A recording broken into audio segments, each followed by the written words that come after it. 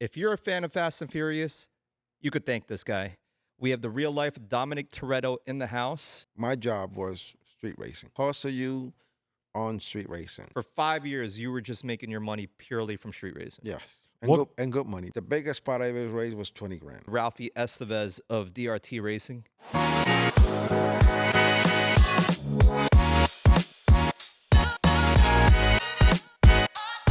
Sleep Race Podcast. I'm your host, Brian ESR, and we have a guest co-host today, Ricky Silva of CLM Motorsports. What's going on, guys? And our main guest today, if you're a fan of Fast and Furious, you could thank this guy. We have the real life Dominic Toretto in the house, but his real name is Racer X, or more known as Ralphy Estevez of DRT Racing. How you doing? Thank you for having me. Thanks for joining us. Question, have you even watched all 10 of the Fast and Furious movies? No, I definitely not. I was thinking that. I haven't either, so don't feel bad. Yeah. I have. I didn't start off as a fan, but I did watch them all, and I kind of like them now. How many have you watched? I watched the first one, second one, which was Tokyo Drift, I think, right? Third one is Tokyo Drift. So I watched all three, then 7, I think, and that's it. Really random numbers. And that's it. Yeah, that's it. So we'll get into the backstory of why I'm saying you're the real Dominic Toretto. But before we get into that, You know, some people are gonna hate you for that. that's fine. I want to know why you get upset that I call him the real Dominic Toretto.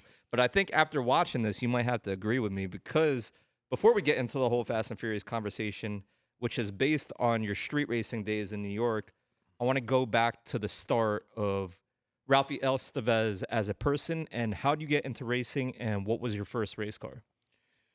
So, I mean, I got into racing at a very young age, not actually doing the racing, but watching. In the United States? Because In the United States. you're correct. not from the United States. No, so I was born in Dominican Republic. Okay. And my parents went to Puerto Rico when I was 2. So from 2 to 7 years, that was 5 years, and I grew up in Puerto Rico, and I went to school in Puerto Rico. From there, I came here. To New York. To New York. And I came to New York in 1978, right after the big. You're dating yourself a little. Don't say that. That's okay. I'm 56 years old. I can take that. Look good. You look great for your age. Had you not told me, I would have guessed, 30s or something, Yeah. So, So- question about that. You said, so you came to the United States when you were 7, but you've always been a fan of racing, of watching it. What type of racing were you watching back Correct. So right where I began to race, I also was the place that I watched. It was 11 years old.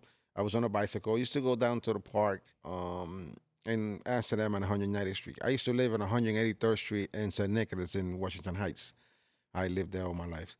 And I used to go down to the park. Just there was roads there that I can go in and not get hurt. But I always used to see these people arguing, and I'm like, why are they arguing? And they were, Spanish people are, are very loud.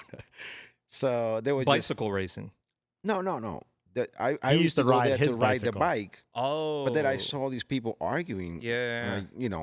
screaming at each other and all that. And then I got curious and started to get closer and closer. And they were adults. So I was told never to be around adults anyway. So, but I kept watching, and then I saw that after all the argument, there was money going around, and then they raced. Oh. So I began to say, wow, so what is this? It was something new for me. So you were watching street racing since you were 11, Yes. and they Yes. were racing in Washington Heights. Oh, yeah. Really? Yeah, on Amsterdam Avenue, right behind George Washington High School. And that's basically where I started racing. And this is in the 80s? Yeah, this was 80, probably around 80. I was 11 years old, believe me. I was in sixth grade. That's pretty dope. 79, somewhere around there was. Yeah. Watching real deal street racing Oh, yeah, in yeah. grade yeah, school, yeah. that's dope. Then by the 80s, 83, I got my first car right after I got out of junior high school. What cars were they racing when you were watching? Corollas, Celicas, bikes. Motorcycles. Yeah, and mostly like that's why I got my first car was a Datsun 510, because it was one of the cars that was the most around the neighborhood. And that's your first car that you street That raced? was my very first car that I ever had, that I bought all broken down from the beginning for $200. That's what's up. $200 back then, that's big money. Yeah, $200 I paid for that car. So 16, 17 when you started street racing? Just about. It was 83, 84. And how did that escalate into you owning a shop? Like, what happened in between? Oh, this is way before I even thought about owning a shop. So what happened in between? In between, did a lot of stupid things, things that you're not supposed to do. Relative to cars, Yeah. how does it come into play? We live in Manhattan. We didn't have garages, so the front of the building was the garage. So you're wrenching on cars in the streets of New York. Yeah, we used to hang out in this street called Thayer down in by the Dyckman Street area. It was a bunch of guys there, and they all have 510s, Corollas. I had a couple of RX2 after that as well.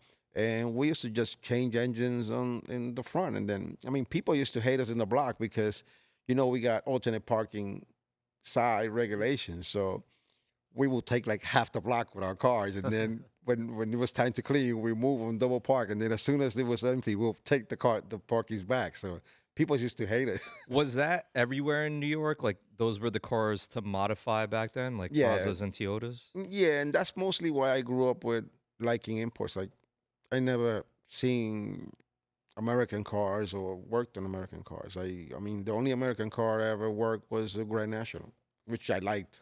But you didn't see too many of those racing in your area. Correct. And that's why we grew up. In the Spanish heritage, you see that we grow up on imports mostly because of that. Oh, well, that's another, I guess, because it was in Washington Heights, which was or still is a predominantly Hispanic area. You're saying for Hispanics, because you're watching street racing in that specific area, it was Mazdas and Toyotas. Correct. So I got used to seeing that, and that's what you begin to like. It's like if I put something in front of you 100 times, you're gonna say the first time, "Well, I don't like it," but after the 100th time, you begin to like it. It's the environment Yeah, you're around. correct. So from working on cars in the streets to becoming a full-time mechanic and creating a career as a mechanic, because today you're, from what I know, and I'd like for you to go more into this, you're a mechanic, you're a tuner, you're a racer. What happened in between here after, you're street racing with a bunch of your friends, working on cars in the street? What happened after that? Well, the first thing is I never wanted to be a mechanic. I wanted to be a airplane pilot. I don't know how. Somewhere along the line, I got lost. Oh, wow. So, That's a big difference. Yeah, that's a big difference. Did So, you even make it to flight school? No. Okay, so No. talk about where So- that road split from wanting to do that. So but you I mean, ended up- and that the pilot came from when I used to live in Puerto Rico. We lived close to the airport, and I used to watch the planes. So I used to like that. And my mother worked for one of the airlines, so for a while. So So something happened used with to- these cars that uh, you didn't I end guess up being a pilot. I wasn't smart enough. So Did you go to school to be a mechanic or anything? or- No. Everything was hands-on, just experience. In those days, there was no internet, so it was Chilton books, reading the books, and there was a book for every car that came out. Chilton will have a book with all the specs, everything you need to do, and you just have to read through it, and then it was simple. So what happened in your 20s that, I guess that's where your career started? Actually, in my 30s. Okay. In my 30s, yeah. So at some point here, this is the start of the conversation about Fast and Furious. You were street racing, and somebody from Vibe magazine ended up writing an article about underground street racing in New York. And for some reason, I'd like you to explain the article was about you. That was much further along, though, I think. No. Yeah. Was this in yeah. your 20s or 30s that this story was written? The story was written in my 30s, but it came from my 20s. Okay, so what happened in your 20s then? So in my 20s, where I did most of my street racing, and it's where really in the street I created a name for myself because I became more like a pole hustler, basically. Yeah, because that's my end goal here is why did they write the article about you? Like Okay. something happened here that they're like, out of Yes. all the street racers, we're gonna write it about this guy. So for 4 to 5 years, I didn't have a job.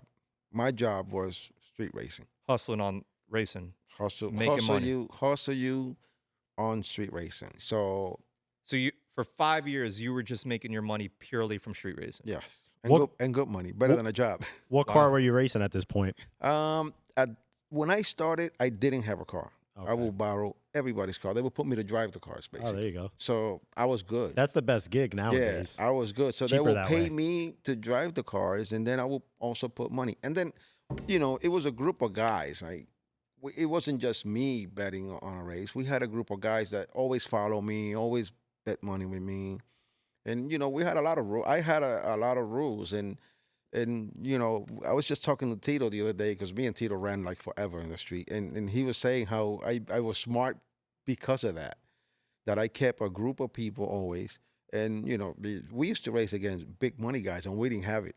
But if 10, 15 of us got together, then we had the money. It's still the same. Yeah. Nothing's changed in that sense. Yeah, You so know, you see it- these $20,000, $30,000 street races, Correct. but it's like 50 people putting up that kind of money. Yeah. So the only difference is I come from a neighborhood that was full of drug dealers. They had the 5,000, the 10,000, but mostly we didn't race. I wouldn't race anybody for under $1,000. That was like my rule. So I picked up on what you said. You said you made more money street racing than you could have made at a regular job. Oh, way more. So what was a big pot back then? Because we were talking about the 80s, right? Well, the biggest pot I ever raised was 20 grand. That was a lot of money, and it took me all night raising a guy for that kind of money. What do you mean all night? Like, So we raced like 4 or 5 times. and is that agreed upon before the race starts? No, but like remember, I'm a hustler. So I started. That's a whole like story how that Let's race hear went down. I How wanna that hear it. race went down. So that was ahead of my time already. I was racing the 300 CX. So I'm a very superstitious guy. And when I used to go home and I wasn't gonna race, you wouldn't get me out of my house. It's not gonna happen. If I come home, to me, that's my safe haven. And if I leave, something's going to happen to me. That's what I used to think all the time. So that one night, the owner of the 300CX calls me and he goes, "Oh, we got to raise, we're going to raise this guy with a Porsche for so much money." I'm like, "Nah, man, I'm home. I'm in shorts. I'm not going nowhere." He's like, "Come on, you got to raise. I'm going to put the money. Don't worry. You don't have to put the money." I'm like, "I'm not going to raise. I don't do that. We're going to get a part tomorrow. Why don't we just wait until tomorrow until we get the part? We'll test the car and everything, and then we'll do the race. Don't worry." "No, they need to race today. You got to come down." So he convinced me, and I came down. To drive his car. Yeah, so I put $500 in my pocket. You know what I mean? Came out in shorts. That's the way I was. I go, boom, I lose the race. I look at him and I say, "I told you, man. I told you I didn't want to leave my house. Now I'm $500 out, and there's no other races because there was nothing planned for today. So how do I get my money back?" So I was all upset. I sat down on these steel benches that were there, and I'm trying to get another race, and I'm like, I can't. There's nobody here. So a couple of people started to come by. So this guy comes with a Porsche, a friend of mine, and I said, "Oh, here's the way I'm going to get my money back." I told the guy, "Listen, you got to race this guy because he beat me, but you got a Porsche and it's like him, so you could." What was that guy's car? It was a 930. It was a 930 turbo. So I'm like, you can beat him. And he's like, "Nah, I don't want to race him. I don't think I can beat him. But you know what? But I'll lend you the car. If you think you can beat him, I'll lend you the car and you drive it." I said, "Oh, bet." So let me set my race up. So I tell the guy, "Listen, since you beat me with the Z, I want to race you with this thing, but I got no money." So I'm there, and I said, he's gonna let me drive the car, but these two cars are not the same. You got to give me like a head start. You give me like a car or something, we can do something. So the guy thinks about it. He goes, "All right, we'll do something." I say, "All right." So hold on, let me gather the money, whatever. So I tell the owner of the car, "You got to let me $500 because I lost the money and I'm not going back home." "No problem." They used to give me the money because they knew I was good for it. How old were you back then? Damn. That was a while back. That was like in 90, 91. 90? That was 90. So in your 20s. That was 90, yeah. Yeah, that was 1990. So Were Porsches 67. cheap back then? Because you're I saying was 23. were Porsches cheaper back 23. then? Well, relative to the time, they weren't. You know, everything goes with the time. I mean, 15 grand back then was a lot of money. So, I'm but just trying to yeah, put that into perspective because they you were were like saying you 20 raced a grand. Porsche, another Porsche came by. Oh, Today, Porsches is a lot of money, so it's like yeah, but they were all over the place in the neighborhood. They were all over the place. because you said it was Yeah. a lot of Oh yeah. So funny money in that and the area. guys That's what I were was just funny gonna money. say. And Yeah, I was just the gonna two say guys that. were funny money. The two guys were funny money. So Okay. so he lends me the car. So we raced for like I think it was $3,000. So I got my $500 back. Oh, you Well, won. I beat him, yeah. And then I said, you know, we race. Let's race heads up again.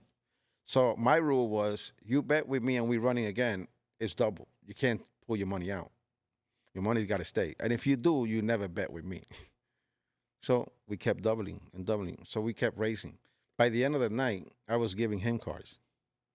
Oh, So that's so how those two that's how I same made the cars money. kept running back to back. He kept wanting to run me back because he couldn't believe I was beating him. The ego takes over at that Yeah, point. correct.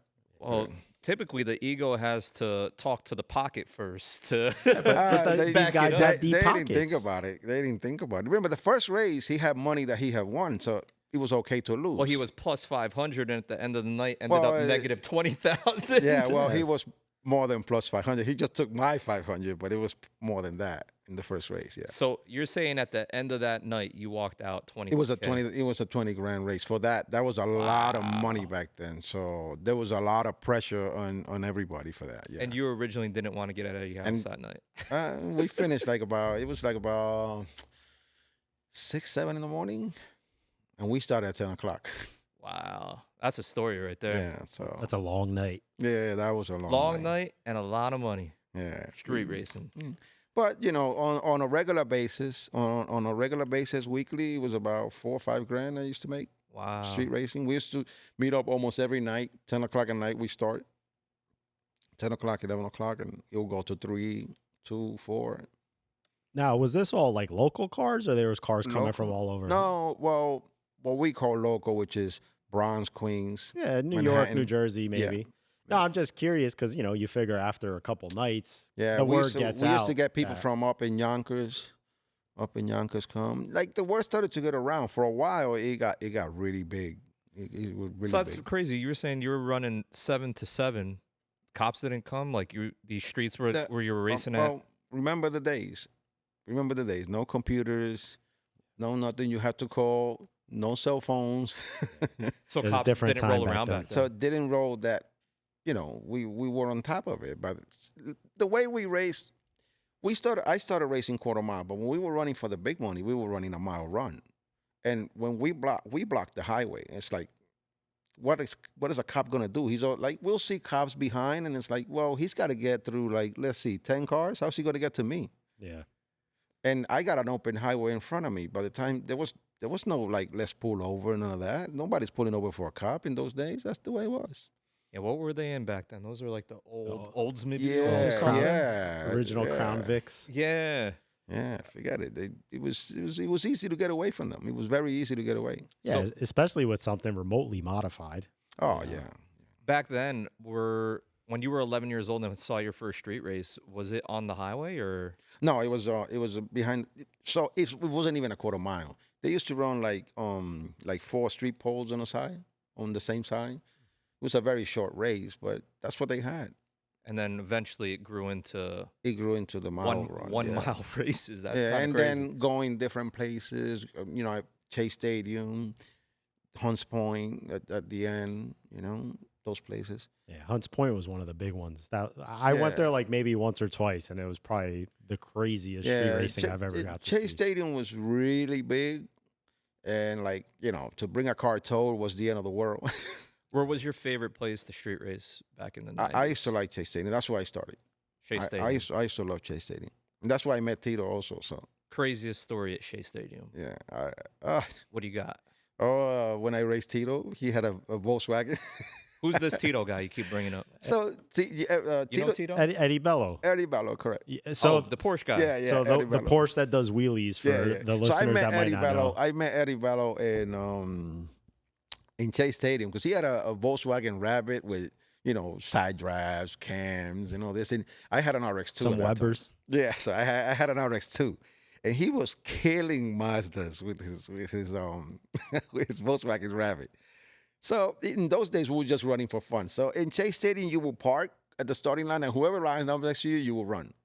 That was the good thing about that. So that's how eventually I learned a little bit about racing, and I got good about shifting and all that stuff because you keep doing it over and over and over, and it's just for fun. So you're just going over and over, like if you're running at a track. You would run and literally get right back in line. Right back in line. That's how Avenue P was at one point. Correct. It was the same thing. It's like you would literally pull up. There's a guy just standing there flagging, and whoever you were next to, that's who you were racing. That's it. So you get good at it.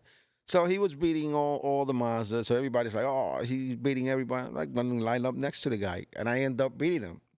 And, his linkage came off. His linkage from the shifter came off. That's why he lost. So at the end, he's kicking the car and everything. And I'm laughing. Yo, you okay? I'm like, you okay? And that's how I met him. So back in the days when you were racing at Hunts Point was when there were literally prostitutes and fucking crack dealers down there. Yeah. Oh, yeah. I think that's still there. Yeah. No. It's way more civilized down and industrial, Yeah. but this is literally like American gangster days with like Denzel Washington. Like that's where they were selling heroin, crack, and yeah. And prostitutes. cops didn't even come by. When they came by, it's like, they would just turn on the lights, everybody get out. They didn't bother nobody. Everybody moved for a little while. So we had a couple of places in Hunts Point where we moved. We go there, and then there was a place called Coca-Cola, which is in the same Hunts Point, but just down the block. And this is probably even back then. The cops were dirty back then. You tipped the dude $20 and be like, all right, have a good night. We didn't tip cops, but but like, Those were those days. Yeah. Like cops didn't bother. They just tell you go home, and that was it. It plus, racing wasn't a crime. You guys got to go home, but the drug dealers and prostitutes could stay. Yeah. That's messed up. And racing those wasn't guys a are crime. kicking back. Yeah, racing wasn't a crime, so it was okay. They couldn't do anything about it. And if you do get stopped, if you had insurance, remember, that's another thing. In those days, we just used to stick a plate on the car and just drive. So no insurance, no registration. No way of tracking them. No license. I drove for like over 10 years with no license. That's wild. Yeah. So that's how it was different back then. It was, like you said, there was no internet, there was no social media, computer, no nothing. They had to call in. So whenever they pull you over, they wanted to check something. They had to call in, and that took forever. So sometimes they just give you 3 tickets. It wasn't a crime either. They couldn't take your car. They couldn't do anything. They give you 5 summonses. Uninsured, unregistered, unlicensed, or park the car there on the side, and that's it. That's all they can do. And then when they left, you got back on your car and leave. So in the years that you were street racing, it sounds like you were street racing for a good over 10 years, 15 years for money. Yeah, probably from the good racing from like 87 to 92. Yeah, about there, 5 years. Was there any sticky situations that you had? I mean, there's funny money. There's gangsters you were racing against. There were. I mean, there's always, like everything else, there's words, and there are words that offend, and things happen. But was there ever a point where you're like, all right, manage. fuck it, I might die doing this shit? There's been situations, they pulled out guns and stuff like that, and then stuff calms down, and everybody's sorry, and we keep going. That's it. We're here to race. We're not here to that. But and you're still alive today? I'm still alive, luckily. Yeah. Well, congratulations. Yeah. And you do it as a professional career now. Yeah. Talk about you're like Jay-Z, Jay-Z is a self-admitted crack dealer back then, and he's who now he he's a is businessman. today. Yeah, he's a businessman. And Yeah. Ralphie, he's a businessman now. Used to race with the prostitutes and the drug dealers. So you street race for, let's say, most of the 80s into the early 90s. What year did you start DRT? 97. 97. So I remember the day exactly. November 15, 1997. Never forget that day. What came first, DRT or the Vibe magazine article? DRT. But the Vibe magazine article was being written. It took 2 years for that. Wow. When did they write that article? It came out May 1998. Oh, okay. I don't forget that day either. So they started writing the article before you started DRT. Yes. So Actually, Javier introduced me to the guy. okay, so there's a dynamic there, Javier Ortega, and I want to get into that. What led to DRT starting, and I'm aware that Javier and the editor at Vibe found you. So give us both of those stories. How'd you meet Javier? We could start there because that kind of will tie it all together, I think. Funny. I think I met him in Eastern. So there was like a parts store called Eastern Autosport Okay. down by the Long Island Expressway, and a lot of cars used to go there. We used to buy all our parts there. It's like the local speed shop. Yeah. So basically. Mike from E-Shift used to work there. That's what he was very young, so he started there. And I think I met Javier there when we getting Both parts. of you guys were customers? Getting parts and all that stuff. Yeah. And then I did some work for Mike like back then. He had a CRX. So I did some work for Mike back then. But I wasn't doing work like I just did it because I like to do it. You didn't have basically. a shop. You were No, just I didn't like, have you I were had working a here friend. and there. I had a friend that had a shop in Yonkers. And he used to let me do work there. I used to hang out there. It's kind of the thing of what I could see is that it's basically like this guy's got a fast car. He knows what he's doing. Yeah. I want him to work on my Plus, car. plus That's how it all of my cars except the 300ZX, which I used to hate to work on. They're the worst. I used to work on my own cars because that's the way to hide things. So in those days, there wasn't looking under my hood. You're not looking under my hood. It doesn't happen. You're gonna race. This is what I got. You're gonna see. You can look. You can't touch. That's the way it was. So we will do our own thing. So everybody used to hate me because they used to say I was a big nitrous guy back then. So, but hey, it is what it is. Hey, there weren't rules then. You came you to never win. caught me with nitrous. They all kept saying you got nitrous, you got this, you got that, but they can't prove it. I'm skipping around here, but at one point did you make it to the racetrack? Oh, in 1990 with the 300ZX. So there was a place called Prototype in Long Island, which was the first HKS dealer here in the country. He used to do work on that car. The 300ZX was everything was HKS on that car. Everything. And what racetrack did you take it to? Englishtown. So And- obviously back then, you knew what the car ran. No, we didn't know. And I'm gonna tell you, you're gonna be surprised. The person that took us to Englishtown, it was Kirk Miller. Was who? Kirk Miller. From AEM? Yes. So he used to have a shop here in Clifton. Oh, wow. What shop was that? I forgot the name. IMP? No. No, this was way this was before that. 1990. This was before he went to the West Coast. Kirk is from here, from New Jersey. Mm-hmm. So you took the 300ZX with Kirk Because to Englishtown. so in those days, a company called Truss was coming into the country, and Kirk was the one doing all the installations for it. I met Kirk through a friend that had a Corvette that he used to do work for, and then he saw the 300ZX. Another friend of mine had another 300ZX, and they put all Truss stuff, which is Gretty in reality, but they were going to bring it in as Truss. And they put all that stuff into my friend's 300ZX, and that's how I met Kirk. And then they were supposed.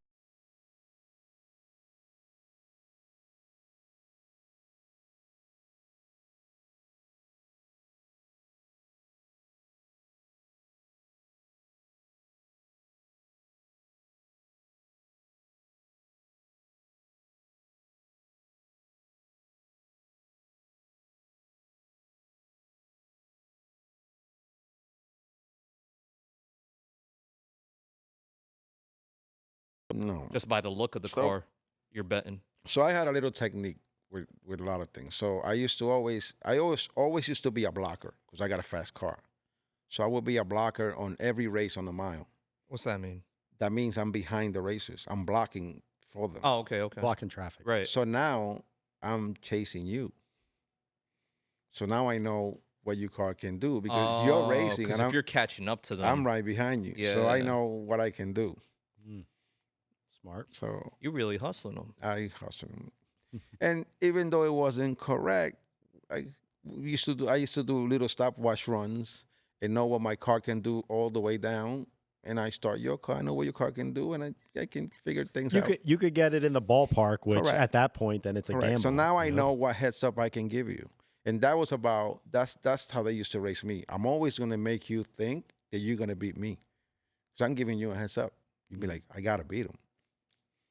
But you end up not beating me. We got a little off path there. So we went from How did you start? Why did you start DRT? So DRT got started with when Javier put it into my head. Oh, so we actually skipped. How Yeah. did you meet Javier then? So you guys met at that shop. Yeah, I think it was there. I don't remember. How did it He'll lead? probably tell us better. How But did it lead into you guys starting a shop together? we used to talk about. He used to come to the place where I was working, and we used to talk about it. And he always kept saying, "When I wanted to have a shop, why don't we put a shop?" And I'm like, I don't want to deal with that. And one thing led to the other, and then I was building a car. That was the first car, serious car that I built, and it was a friend of mine. I was just building it. He was putting all the money. It was his car, and it was an EG. It was a white EG, and we wanted to. There was a race called Street Wars, and that's where they got the name in Fast and the Furious, whatever they call it, Street something or War something. Race Wars. Yeah, Race Wars. something they call it, but that's where they got the name from because they knew the story. So I was building a car, and it was a year. I had a year to build that car, and believe me, it's not like now that you walk to a store and get rods and get pistons. We had to wait 2 months, a month. So it was very tough. All the parts were in California. There was nothing around here. But we managed to put it together, and believe it or not, George was the one who tuned that car actually with a Haltech. George Ayano from Bullish. Oh, wow. Yeah, he Which tuned back then was probably Rally Motorsports. Rally Motorsport, correct? Yeah, back Rally then. Motorsport, and we made 450 horsepower, which was unheard of. This was a white EG with it had white Axis touring cups on it. Correct. I Yeah, remember and it that. said- it it was in a said- magazine. Yeah, it said Speed and Sound on the side. Yeah, that was on the cover of what was that? Super Street. Speed and You Sound. probably have that magazine. Yeah, I it's probably probably just in gave that it to you. box you gave me. Yeah. Yeah, it used to say Speed and Sound because that's the shop I used to go. He's still there actually. That shop's still there. Oh, so you were working at Speed and Sound. I will do my things there. He At was the working shop. out of there. Okay. Yeah. So at some point, Javier Ortega was like, "Yo, let's start a shop together." Yes. When he saw how I didn't have any confidence. I'm like, look, I'm not a mechanic. I didn't have any tools, but somehow we created a dream and we made it happen. Who came up with DRT? Because it stands for Drag Racing Technology. Oh yeah, people used to think it was Dominican Racing Team. I don't know why. So that was one of the first, not argument, but things me and Javier had difference on. So it was. I remember we came up with a couple of names. One was the tuning shop. I forgot. There was a couple of names. He's like, no, I don't like that one. No, I don't like that one. Then we agree on Drag Racing Technologies. And then after we had the name, we were like, man, we came up with a bad name because it's specific to drag racing. Yeah. But the same guy that wrote the story had a roommate that was a designer. He does plastic walls and architecture in downtown in very expensive apartments. So I fixed his car, and he said he wanted to do my logo. He said, I'm going to design the logo for you guys. I want you guys to let me do it. I'm like, okay, whatever you want to do. We didn't even know what the guy's talking about. So when you guys opened your doors, did you have customers off the Yes. rip? Oh, yeah. We had a customer right the minute we opened the door. Yeah, But you said you didn't have no tools, so how you work on these cars? that's another story. So I had a friend of mine called Juan Sanchez, right? He's still a good friend of mine. And he came to work with me. He used to work for Verizon in those days, a mechanic. And he went to Ohio Diesel. And he had a toolbox, and he came in, and we were using his toolbox until we made some money and actually bought some tools.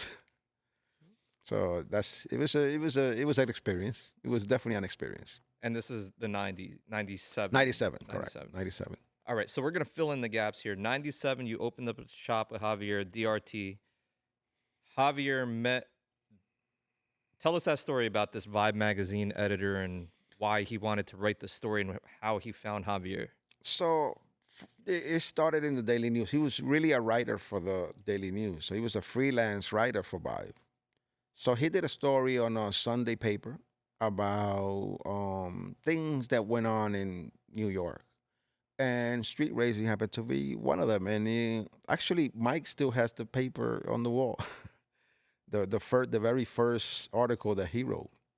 And we went down to that track in Long Island, which is closed now.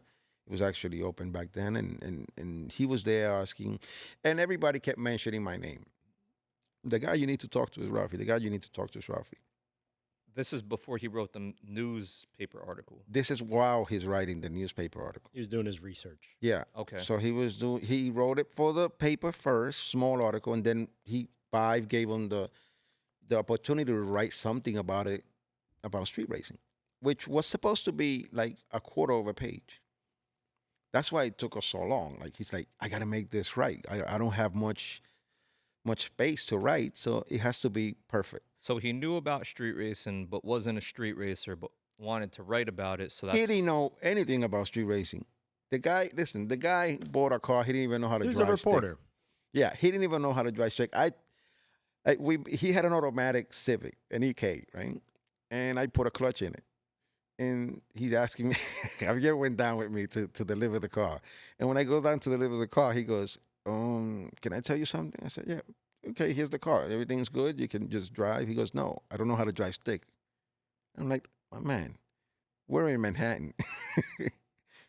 Can you take me around the block and just give me like a quick crash course? so this somebody gave this guy the topic of street racing, and he's like, I gotta go find somebody who street Yes. races. So let me start at the racetrack. Started asking around. Everyone's He went to pointing Eastern Autosport. He wow. went to that place first. and he's And like, he's I need Asian, someone to and all interview. those guys were Asian. So he sat there, and then everybody, like I said, everybody kept mentioning my name. So there was some guy named Robert. The story was going to be with him, but he didn't speak any English, so it was kind of hard. Yeah. So everybody started mentioning my name. So he's like, "Who's this Ralphie guy? Who's this Ralphie guy?" And it's like, then people were telling me, this guy, we're telling him about. He's asking for you. I'm like, I don't want to know about the guy. It's like he's the cops. Yeah, I don't want to know about that guy. It's like Street Outlaws when I'm they trying first to make showed my up. money. I'm trying to make my money. I don't want to deal with that guy. Why is this guy asking for me? Yeah, so it was funny. Believe me, for a long time, it was very hard to let him come with a camera to a street race. Nobody wanted to be on camera. It took me a long time to tell people, no, look, he's a reporter. Believe me, I've been with him all the time. We used to meet downtown in different places just to talk about the story and all that. But it was very hard to get him to come with a camera. Well, keep in mind, this camera is a 35 millimeter. You have to get the this is old photos school. developed Yep. type camera. Correct. So he came around because of Javier, or because of just everybody collectively referring you Yeah, Javier introduced him to me. Okay. Javier convinced me to actually meet the guy. to do it? Because Yeah. back then you were partners already. No, we weren't partners. But he Javier's very persuasive. Got it. So in this time, the 2 years it took this guy to write this article, you opened up shop, and then this article comes out called Racer X in Vibe magazine. Yep.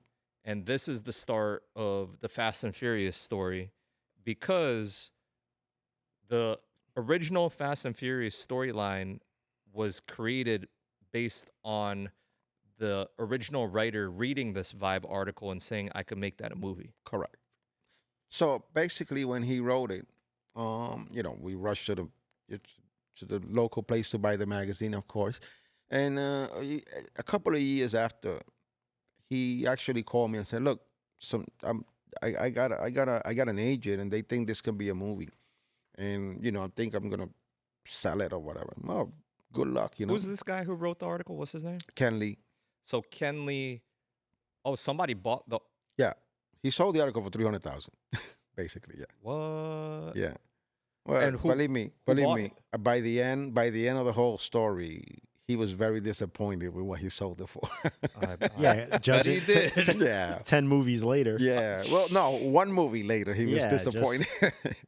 So Ken Lee sold the story that inspired Fast and Furious for $300,000. Correct. No royalty, and is Yeah. upset.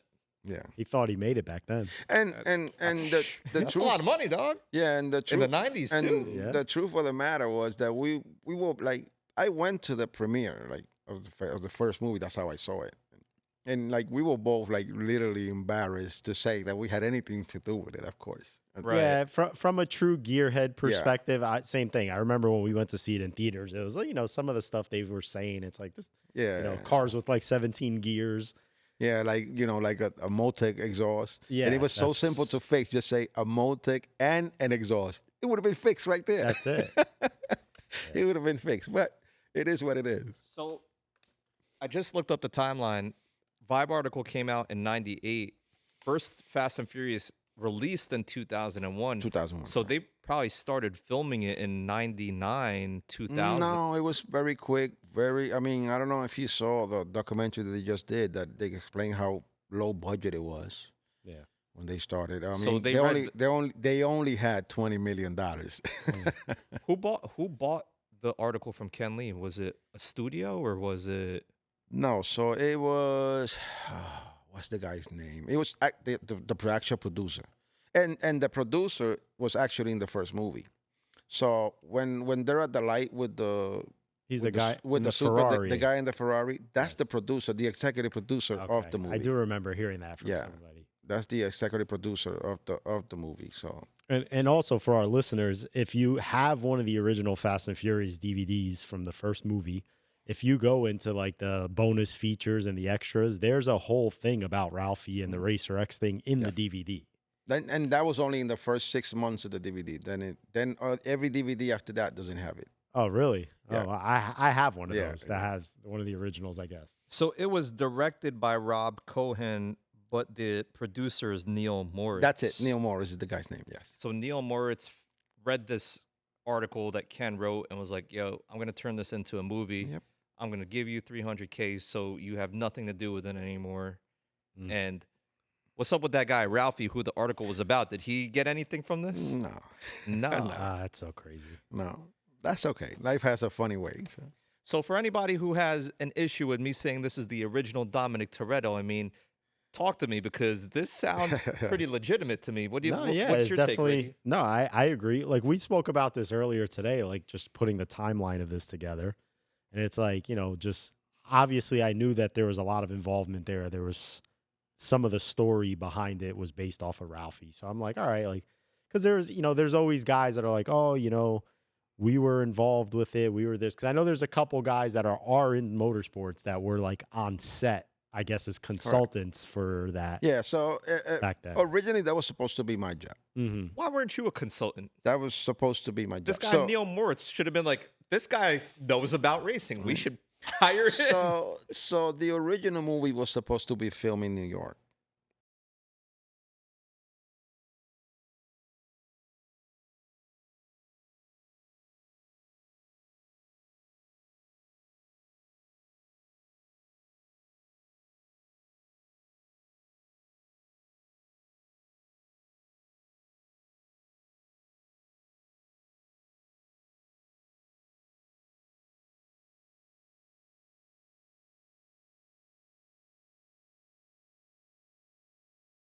He wrote that part really, really well, like about what he saw.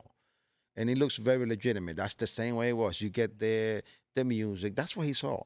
The people with the loud music, people hanging out and burnouts. That's what he blocking saw. the streets off. Yeah, so he wrote exactly what he saw. He did a very good recreation of what he saw.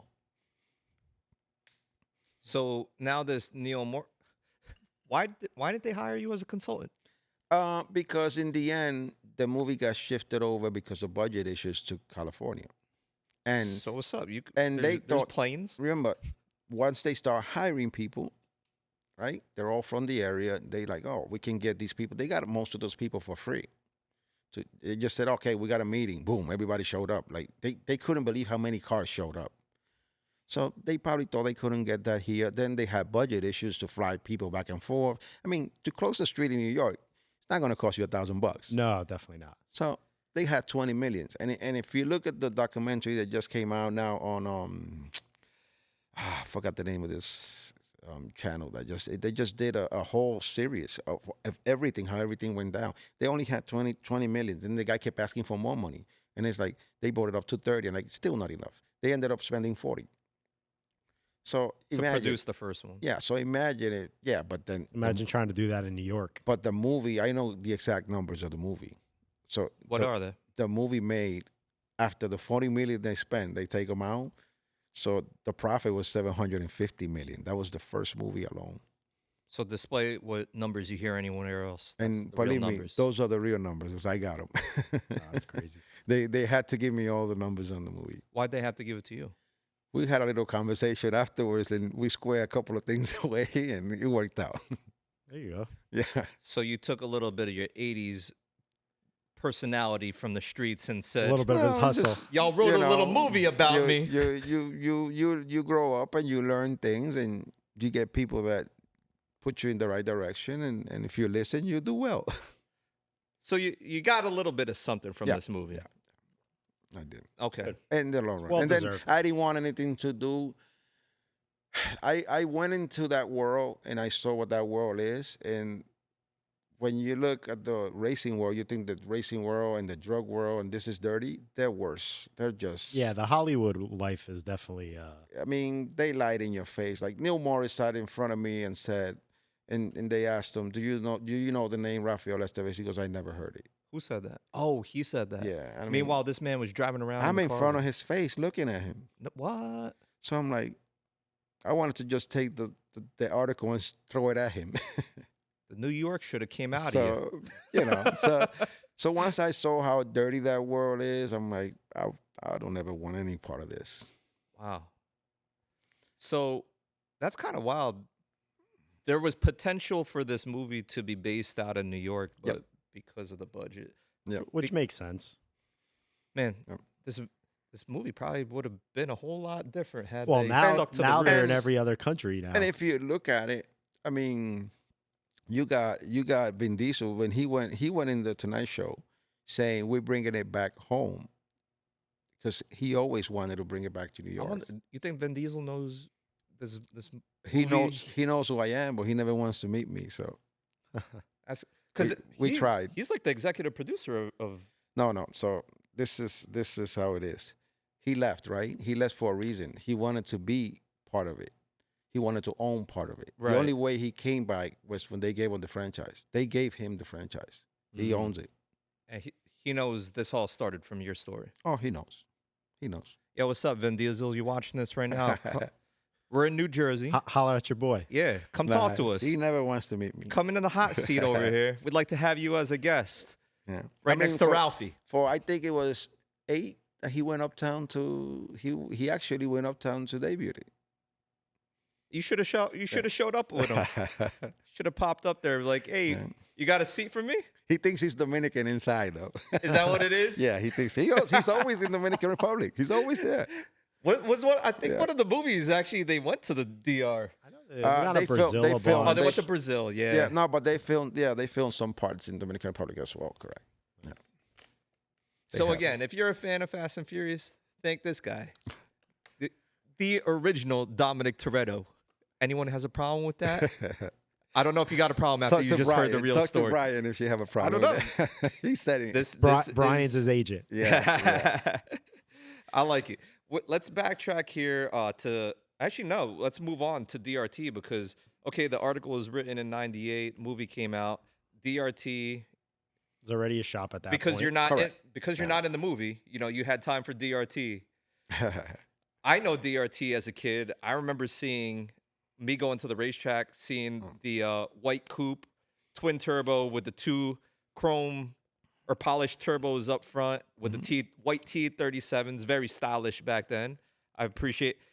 The first, they were the first. The OG front mount- the T37s first- too. and the first front mount turbos. Nobody had front mount turbos Correct. Back then, until no. now. Yeah, back then, no. So yeah, Were those 17s in the back? yeah. Remember Nino? Wow. You remember Nino? So Nino gave me those rims. Oh, from Wired? Yeah. Oh, From what? from Axis. From Axis. You know, I guess those were 17s just because I saw a picture Right. of it recently. I was like, yo, those are skinny tires on Yeah, there. yeah, Those yeah. must be 17s. Remember those days was about the look. We wasn't running Yeah, fast. A lot it was of about the look. If you look at a lot of the older pro cars like Bergenholtz, Kubo, Kenny Tran, they all had it was either Volks or Racing Hearts. They had like the Type C's in the back or the C2s, C5s. Still had to look good. Yeah. That's Yeah, it. they all did it. That's it. Remember, we weren't going pretty fast. I mean, running 10s was like No, Eights now, sevens now, that was so, that was the yeah. head of the class back then. Fastest you went in that car? 9:49. So that was fast. Yeah. So it was. I raced the first 6 months of NHRA. I raced it. And that was I went to every categorized race. as an outlaw. That was Or- the hot rod class. Probably. It was a hot rock class. correct. Okay. So within that within that class, how competitive was that car? I went. Top of pack, I mean, middle. I went to the semis in the first NHRA, You built and that. I was always in the semis mostly. You never- guys never built that won an car NHRA. in house. Yeah, built it in house.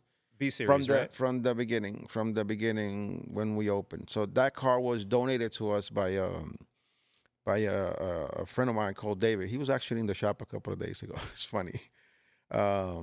The junkyard used to be called All in One, and it was that car was like it had like not even 5,000 miles when I got it, and all they wanted was the engine back and all the stuff. I said, yeah, all I want is the shell, and they gave me the shell.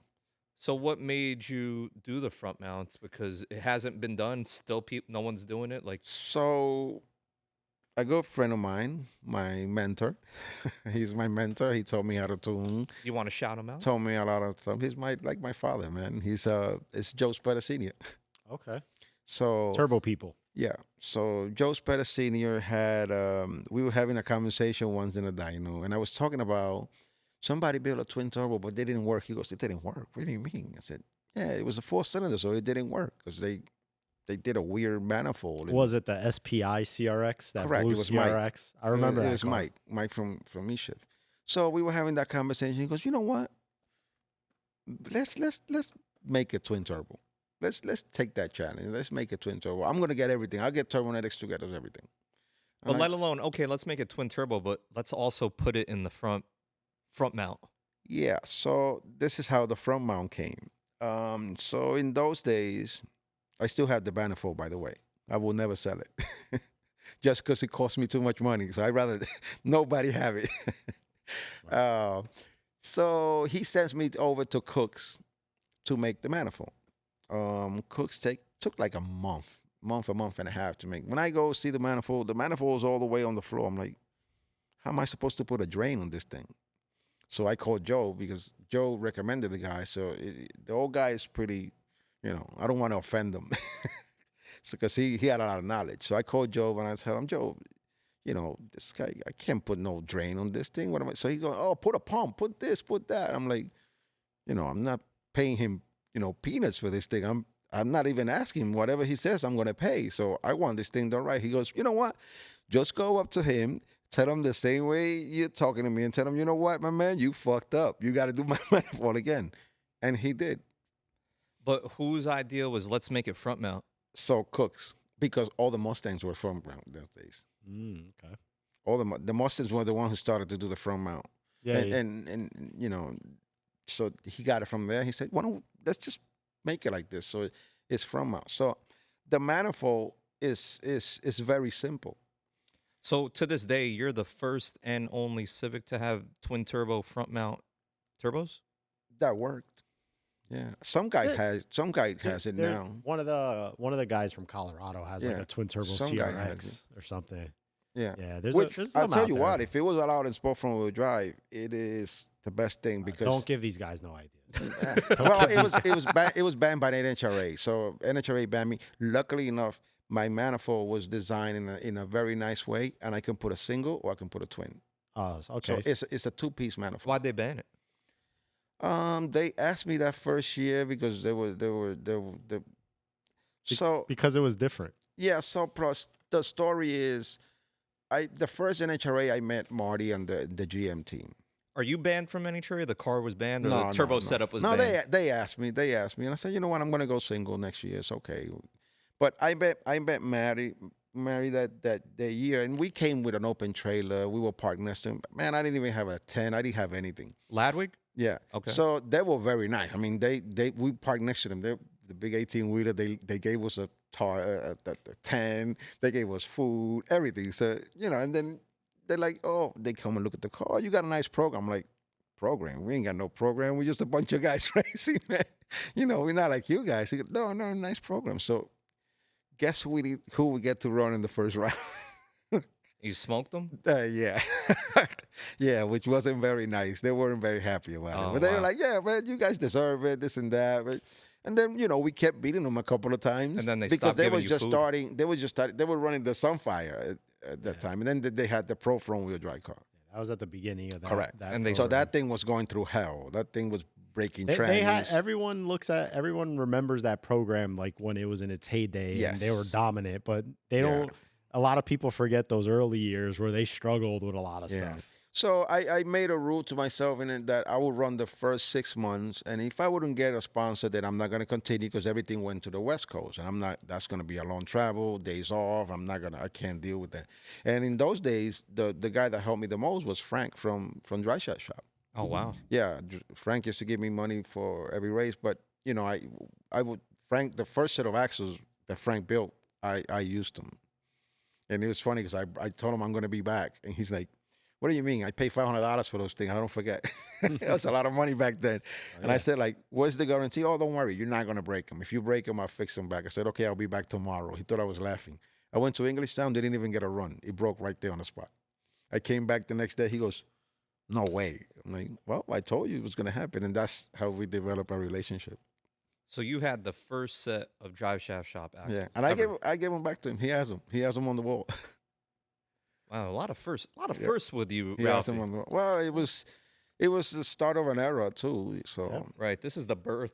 Like Ralphie was around for the Yeah. birth of the import Yeah. racing. He was scene. there through all the growing pains of Yeah, learning that yeah. you need to get custom axles and yeah, custom pistons. Arias was the first company who started making pistons for us. That will That's have a- them in stock. yeah, that's a big well, now they're owned by CP, but Yeah. that was a big family owned business Correct. for a long time. And Crower. And that's why I'm with Trump Piston, because Trump Piston, so Barry Mesa was the head guy at Arias, and I know him for 25 years. So when he opened his company, I went with him. So this, would you say this twin turbo Civic is what, made DRT a known company, like a known tuner shop? I had a lot of cars before then, but in the magazines, yes. Yeah, because it got a lot of. Yeah, I got a lot It of was these. in whenever these Super Street But so did the modified. first car I built before DRT. So the first car before DRT caught the attention of Shaw Carson. He was the one who actually took pictures of the car and put it on turbo, and that was like crazy because I was a nobody then. Which car was this? The white EG? The white EG, yeah. I Did guess, it have a big DRT on it? no, it says Speed and Sound. It was before Oh, the DRT. Speed and Sound Yeah. car. Yeah, okay. it was before DRT. I remember. So seeing that car ran 11 right out the gate. So Yeah, I we were remember running that car had a crazy We setup. were running 1130s. That was a 133. So that was fast back in 96. Very fast. That was very fast in 96. So for a long time, I was the East Coast fastest Honda. And that's how we created DRT. And we kept calling DRT the East Coast fastest until John Brown came out and ran 1095. It took me forever. I ran 11.0 and I stood there for a while. For how many years were you the fastest Honda? Oh, for a while. It was for a while, definitely for a while. 2 years? 4 years? I think more than that. Yeah. Because I think John Brown ran it like in 99 or 2000. And remind me, so you grew up with Toyotas and Mazdas. When did you switch into Hondas? Where did this come in? When I built that Honda. The EG? Yeah. When I built that Honda, correct. So Honda is it's a foreign platform to you at that point. And also front wheel drive. Because the first front wheel drive that True. I ever saw in the street racing was the Dodge Shelby. Oh, this yeah. was The that was the turbo. Yeah, turbo that thing four came and cylinder. kicked our ass big time. Yeah. We didn't know that thing was turbo. We didn't know a bunch of stuff. So literally, I mean, we were going back. We just mentioned that you were one of the pioneers of this racing in the import industry. You took a lot of the hardship of learning what Yeah. was wrong. But now knowing that you had the fastest Honda for so many years, in general or just the East Coast? Fastest Honda in the U.S.? Or In the East Coast, because the West Coast was going 10s in those days. Okay. They were going 1090s, 11.0s. So It was knowing around you there. had the fastest Honda in the East Coast, that means all the trials and tribulations of building a fast Honda, you went through it before everyone else did. Oh yeah, we broke blocks. So and then also another thing that helped us was Sean Carson because Sean Carson came up with New Forms. Remember, he was the owner of New Forms, and New Forms had the Black Guard. We were the distributor for Black Guard here at the beginning, and we tested it for him as well. So because we used to break the blocks a lot, a lot, and then that came in and that solved a lot of the problems. So it was, one after the other. So were a majority of the cars that DRT worked on Hondas? Yes. Because Yes. you were known as Correct. that guy. Yeah, for a very long time. And that's one of the reasons why I think DRT lasted as well. It still is, but it grew as fast as it did because we picked a platform that was very common and upcoming. Remember, they called the Honda the Chevy 350. They were calling it at that time. So and up to this day, and what people don't understand is that it's a very affordable car. So it's a hand-me-down car, basically. That's what it was. So there was a lot of them. And there was tons of aftermarket support for because them. when you look at it, Benny opened Performance Factory just about this. Well, he was downtown first, but he came to Queens and opened the second Performance Factory when he called it Performance Factory and YC at the same time. And he didn't last as long because he went with the Supras, and the Supras didn't sell much. Vinny 10. Yeah, and the Supras didn't sell much. So he picked a platform that was kind of hard. Yeah, it was more expensive, so he made more money, let's say, with less volume. We had to do more volume to make the same money. But we were able to last longer because of the platform. Different customer base. Yeah, but because of the platform, we were able to last longer. So remember, in those days was the Honda, the Toyota Supra, and the Mitsubishis. That's, Foreign Tricks was around, I think it was, Foreign Tricks. Turbo Tricks. Turbo Tricks. Yeah, Turbo Tricks was around. Yeah, they were in like North Jersey back then. Yeah, so it was Turbo Tricks, a Stream from Maryland. Yeah. Like we did a big, a lot of people still remember this thing. Every time they mentioned that, I laughed. It was on a Wednesday night. Javier set up a race between Extreme a match race, Extreme and us. So it was Honda. It was a big Honda against Mitsubishi thing in those days. Where was this at? At Englishtown. Probably for like a night of thrills On a something. Wednesday night. Yeah, on a Wednesday night. Yeah. They paid us $300. I don't forget that either. And we're talking about the era here. So, like you said, this is glory days. You could go to the Toyota dealership and buy a MK4 Supra. You could go to the Honda dealership and buy a Civic because you're talking 92 to 95. So you're literally going to the Honda dealership and buying an EG. Yeah, that back then the super cars were, the RX-7, the 300ZX, the Supra. So like you said, that's big money back then because you're literally buying them from the dealership. Supras were what, like probably 40 grand back then, I think? Because the 300 was 30,000. Yeah. 28 to 30 was the 300ZX. No, those were big A cars Honda back was then. like 17,000, 16,000. Yeah. A Honda back then. Yeah, my brother had a 99 coupe, and I think that thing, EX coupe, was like 15,000, 16,000. Yeah, they were very affordable. If you guys are listening to this podcast and you made it this far, if you're listening to the podcast, you could also head over to our YouTube and catch the visuals of the podcast. We have a YouTube channel where the video is posted. Or if you're watching us on YouTube and you just want to listen to us in your car, you could also subscribe and listen to us on Spotify, Apple Podcasts. And we actually have a little bit of promo to drop in here. If you're watching, because Ralphie is on this episode, we're offering a 15% promo code off of eatsleeprace.com. Use the promo code RalphieDRT. That's RALPHYDRT. You get 15% off your order. And I'm going to give a little plug to DRT Racing. Stop by his shop in South Amboy, New Jersey. DM him on Instagram, DRT Racing. DRT Racing. And I got a brand new YouTube page that I'm working on now. And it's got a Ralphie's World. Ralphie's World, correct. And I also have a Ralphie's World Instagram as well. So, Ralphie, you mentioned your YouTube channel. Before we even get to there, what is DRT? Like, why would someone reach out to DRT today? Well, now it's very hard for me. So now I pick and choose whatever I take. I'm up to that point where I can do a lot of things, but I really don't want to do some things. Because you do mechanic work, you're a tuner. Correct. So I do. What's Ralphie like doing? I don't enjoy tuning anymore. Oh, really? I don't find it challenging enough. Wow. Like at the beginning. Plus, So this might filter down a lot of inquiries to No, your page. it's okay. It's okay because I still get my tuning. I still get I have a lot of people that are very loyal and still come to me, or mostly word of mouth. Or when somebody has an issue and I end up figuring it out, stuff like that. What's your So, specialty? What uh, platform on what? for, On for tuning? I mean, I tune just about everything. I mean, I was very big on AM because I did a lot of R&D for them and all that. But I tune just about everything. Haltech, the new ones, Max, just about everything around there. What was the first ECU you ever tuned? Axel DFI. Cell DFI. I figured so. That's from my mentor, of course. Yes. So Yeah, if that's right. somebody watching this was like, I want to reach out to DRT to do something, what would you say today? Like, reach out to me if it's No, for. I still build engines. I still do regular work. Yeah, Well, regular work. engine-wise, it's got to be a Honda. It's got to be a Toyota. I know you're a 2JZ guy now. Big Don't- 2JZ Don't guy say over that. here. People say I jump ship.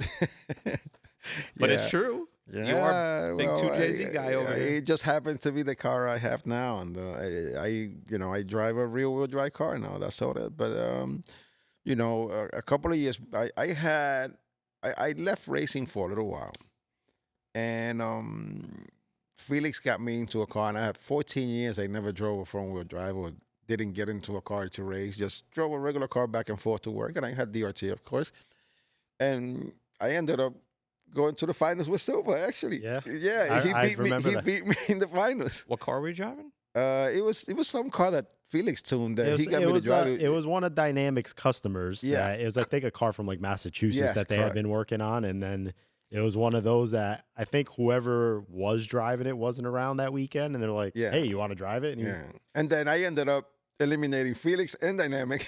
yeah. After they So got you me the didn't race ride. for 14 years. Yeah, and I got in the car. I had, believe me, I had such an issue with the strain gauge because I like to hold the steering wheel, the shifter. So That's Felix from the like, rear you wheel can't drive. stay with your hands in the shifter. I'm like, well, I'm gonna take me a couple of passes for me to get used to that. This And is Felix Medina he's talking about, Yeah, another local tuner Yeah, That was actually my second career win ever. Yeah. Was against him. at Englishtown. and it was a At- close. at It was a England- it was close race too. SummerSlam. It was a close Yeah, race. it was at SummerSlam. Yeah. So let's go to there. Why'd you not race for 14 years? So You went from making $4,000 a week racing for over 15 years. to the shop and making nothing. We were making like 150 at the beginning in the shop. But it was a life experience, and then the shop was doing well. I used to live in the Bronx by 238th Street on the Bronx River all the way down, and I felt my kids were not going to graduate high school. I felt my kids were going in the wrong direction, and I decided to do something about it. And I decided to move to New Jersey.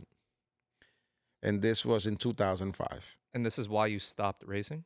And this is when I was seeing that NHRA is not doing the right thing, and this is going to go away. Well, my chance to part this car out and buy a house and take my kids to a better school and give them a better life. So I had that choice to think about. And some people might think that it was easy, that, yeah, you just drop it. But, when you have a passion for something, it becomes hard. But then you have your family, so it becomes even harder. And I made the choice to part out the car and buy the house. And now I'm proud to say that my kids graduated. My daughter she's working on her doctorate degree, and more than what I expected. And I'm very proud of that. Very cool. Yeah. So there were actually two career stops. Your first career was a street racer making a lot of money. Yeah. So when did you stop being a street racer and became a drag strip only racer? Once I opened the shop. When you started DRT Yeah. in 97, Yeah, you gave up street once racing? I opened the shop, I didn't want to street race anymore. Now I have the shop. Plus, we were, like I said, we weren't making I weren't making a lot of money. We were just making enough to make ends meet. So Wouldn't that make more sense to street race? Because you're not making money, but let me keep street racing so I could make money? yeah, but I've always been a guy of making a decision on something and standing by it. And I made a decision that I wasn't gonna go back to that world, and that I'm gonna try to get a better life. Because it's a dirty world.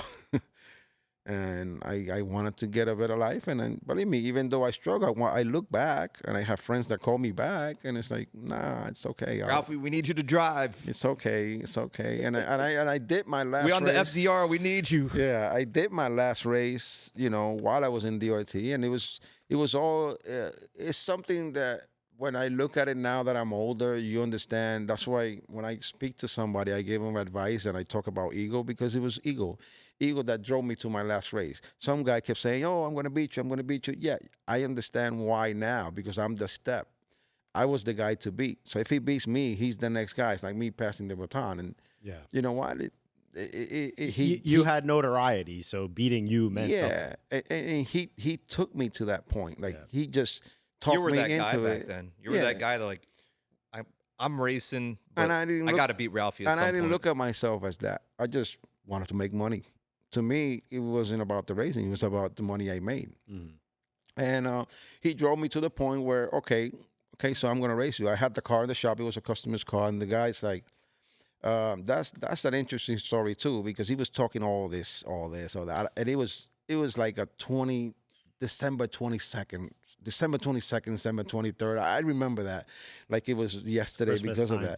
that. And I told the guy, listen, he's gonna come and he's gonna talk everything, and he's gonna tell me, you know what, we're gonna have to trick him, because if I really tell him yes and I confront him, I'm gonna race you, he's gonna back out. But if we do it the way I plan to do it, he's gonna race me. So I had a cup, and I was making believe I was drinking. Everybody was drinking. And so he's like, I said, I'm not going to race because I'm drinking. So I told the guy, listen, you're going to say that you're going to put money, punk out money. And if I don't race, you lose it. So he put, I think it was $2,000 or $3,000 punk out money. And I'm telling the guy, listen, don't put your money because I'm not going to race because I'm drinking. So the guy heard that. So he got all cocky and thinking this. Plus, I in those days, I had to suspend the license. I didn't want to drive in the street either. So I'm like, I'm not gonna drive. I'm not gonna race. I'm done with that. And the guy said, look, here's the $3,000. If I lose it, I lose it. And the guy goes, yeah, okay, boom, here's my $3,000. That's it, we're done. I said, okay, let's go get the car now. Oh, what? So we ended up racing for $7,000 that night, and I beat him. He broke an axle. And you were drunk. Nah, I wasn't drunk. Yeah, Oh, I was yeah, drinking yeah. something. Yeah. He's So drinking I water. broke an axle. And you could ask people that were in that race. He broke an axle, right? And I saw that he broke an axle, and I just put third gear, stepped in the car, and I passed the quarter mile waving at everybody like this, sitting on the side of the of the door just to embarrass the hell out of him. And they didn't even come back. They just paid the money. But I said, I know they're going to say that it wasn't a race, but hey, he put second gear. He left. He got to pay. But they didn't even come back, and they paid the money. You ever had issues back then getting your money? Yeah, plenty of times. When a close race, it's tough. There's still issues these days. Oh, People yeah. getting paid. It's Well, tough. that's why I asked. Like, Yeah. doing it for 15 years. Nowadays, with the damn light, now they recording the damn thing because it's a light. Like, please, a light? Come on, for real? right. Well, that's why I say it. Like back then, it's your word. It's whoever's word is at the end of the line. Whoever the correct. spotter well, is at the we end. had what we call a judge. Let's say there was somebody who will hold the money, of course, Yeah, somebody, and a that mutual guy person. makes the decision. But sometimes they don't want to make the decision. They don't want to be in that spot. Yeah. And sometimes we race it over. Okay, so let's race it over. Amongst friends, whatever. We don't want to argue. Let's race it over, whatever, stuff like that. And when you were racing back then, it was primarily imports. Obviously, there was a whole other subculture of domestic drag racing. Did the two ever merge at the races you went to? Not really. We tried to go to a couple of the but we thought they were faster than us sometimes. Yeah, like the American thing, we never saw it up by the Bronx or uptown. It was hard to see. Even Shea or Yeah, it was Hunts hard to Point. see. You'll see a few cars, but not mostly imports. So that was a Definitely mostly completely imports. different subculture of you don't even That's- know where they were. At that time, I know in Jersey they used to race a lot over there on 78. What back then was called the Hole. That used to be a big Yeah, like in domestic the car Hutch. The spot. Hutch was all American. Yeah. Until lately that the imports started to go there. Mm-hmm. So that was never a thing for you back then. Like, let me go No. See how I could no, play no, ball we- with those guys. No. It was good making your money with We the went- imports. Yeah. Makes sense. Get the paydays. Remember, the American guys were hardcore racers. Yeah. They knew what they were doing. Right, right, yeah. right. There's definitely serious cars out Yeah. back then. Yeah, they knew what they were doing. So we spoke a lot about the past, DRT, selective work now. I know you travel a lot. I see you Costa Rica? Yeah. You do a lot of racing? Yeah, I go to Costa Rica, Panama, the Caribbean. Are you going out there to drive people's cars? Or are you going out there to be a mechanic? No, What are I you doing? go there, tune cars, set up electronics and stuff like that mostly, and help out with some knowledge of things. Are you like a paid employee on certain teams or Yeah. freelancing? How's that Well, work? they pay me by the day. They pay Okay. me by the day. So basically, anyone with a team at this point, they could Yeah. pay you. Yeah. You got And then Consulting lately, work. I've been in this program for 2 years, where I helped develop the next engine for the Formula 4 series on 2024 coming up now. We just finished the car 2 weeks ago. I don't even know what is Formula 4, So you got Formula 1, right? right? You got Formula 2, Formula 3, and Formula 4. So Formula Oh, 4 Okay. is from 16 to 19 years old. So it was currently they're running the 1.5 Honda motor without the turbo. Okay. That's the motor that they're running currently for the past, I think, 3 or 4 years. They've been running that engine. And Honda's pulling out this year. Mm. And the company that builds the car started developing their own engine. And you're helping. And I had help with the development. And it's a V4. Oh, nice. Yeah, it's a V4. It looks like an LS. It's a push-rod motor.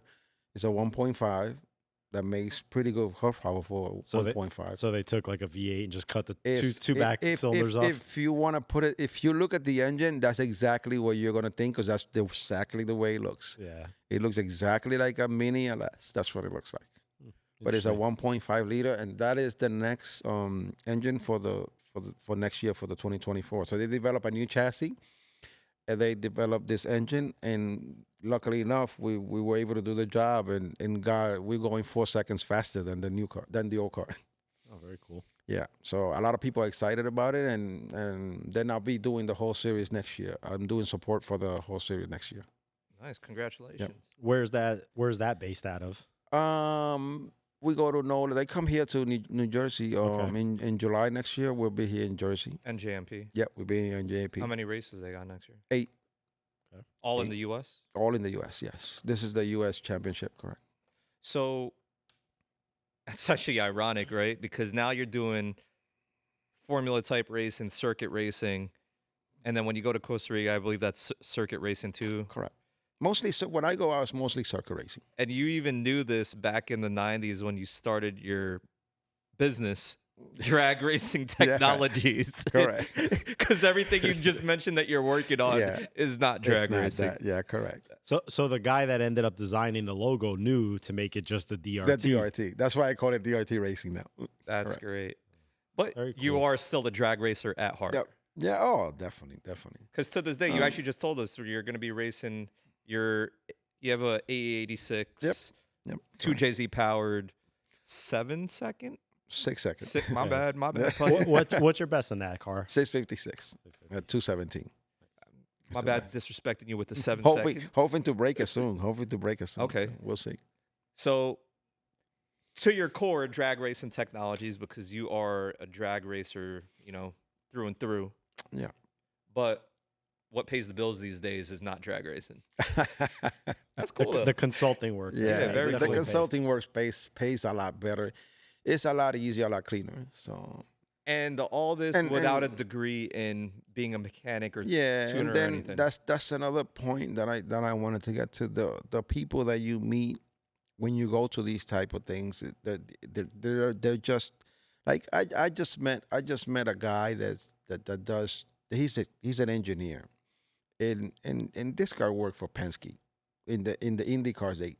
I always wanted to meet someone who worked in the Indy cars, because I thought, like, it's funny because Joe Senior used to talk about that a lot. So and he used to say that in IndyCar, they put a chip in their head and they take it out when they leave, and nobody knows nothing about it because that was the turbo era. It's like Men in Black. They hit you with the little So flashlight.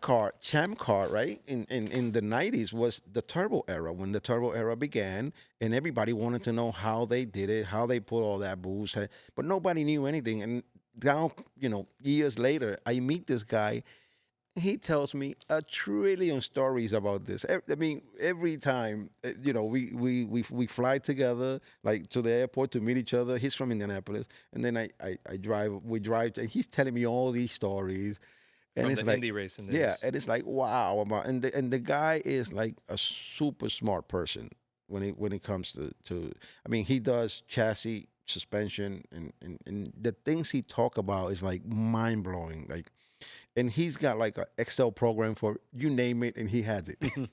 He goes, I can do that in with a calculator, but I have a spreadsheet. I'm going to have a spreadsheet that make it easier. And he's like, okay, can I have that? After he does it. But the kind of people you meet is just mind boggling because you learn a bit from everybody as you go. And you get better. Basically, you get better. And also just your network, because that's how you're getting all your new work. Because at the same time, you're working on Formula 4 cars because someone knew you for your previous work. Correct. No, and then that's usually how it goes. It's, somebody's like, hey, I'm down in New Jersey. I'm having this problem. Do you know anyone that could fix it? Like, oh, yeah, I got a guy there for that. And that's the best. That's the best way to get customers, word of mouth, because they already heard about you. So then there's not much talking to do. It's just going to get done, and that's it. Because you did a little bit of support work with Papadakis too, and those guys in the with Castro. Drifts. Yeah, I did Castro for a little while. Just because of the AEM, he had a few issues, and to this day we talk and we go back and forth. You do it all. So you do drag racing cars, you do circuit cars, you even tune some drift cars, right? Yeah, that's what we were just talking about when he was doing the Castro's car. I do Jonathan some drift Castro cars down in was Dominican. one of the Formula drift cars that he was working with. Yeah. So he's Dominican too, right? Castro, yes. Yeah. Castro, The only Dominican. Yeah, in Formula. Yeah, in Formula Drift. So Castro, I guess, used to get Steph Papadakis and his team, I guess, used to service that car and kind of maintain it. And then Ralphie was like overseeing some of the stuff on that. I'm glad to see it. Ralphie is very proud of his heritage. He knew that he found out that Eat Sleep Race had a Dominican Republic Eat Sleep Race sticker, and I got a text. I know. How come I don't have this sticker? I said, Ralphie, we've been had that sticker. I just seen it on a customer's car. Dropped me off a couple at the shop. Yeah. And every time I seen him, I kept forgetting to bring it to him. And every time he would give me that little jab, where's my Dominican Republic sticker? It's on my car now. That's what's up. Yeah, it's on my car. I saw Ricky actually last night. You shared a post that I want to bring up. It said, racers spend $1,000 to make $100. Racer math. Yeah. Does that apply to you? I wish it was only $1,000. I hope my wife's not listening to this podcast. It's definitely the racer math where, we've all been there where it's like, hey, this thing's hurt. It might blow up. But if we win the race, like, the glory's there. You won the race, whatever. It's like, but the race only pays $2,000. If this thing blows up, that's like $10,000. It's like, you know what? Screw it. We're going to run it anyway. Just to fix it, it's going to cost 10, 15 grand. Yo, what's the purse? Oh, 2,500.